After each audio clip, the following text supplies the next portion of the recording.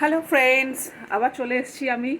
আজকে আমি অফিস যাইনি, আজকে ছুটি নিয়েছি। আমার কিছু ব্যাংকের কাজ ছিল, আর ব্যাংকের কাজগুলো মেটালাম।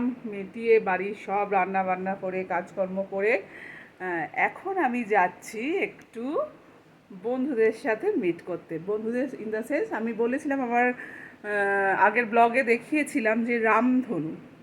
তো রামধনুর সাথেই এখন আমি যাচ্ছি মিট করতে। তো তোমাদের দেখাবো আস্তে আস্তে আরও এর পরের ব্লগে যে আমরা যাই, আজকে কি করি, কতটা মজা করি, সব তোমাদের সাথে শেয়ার করব।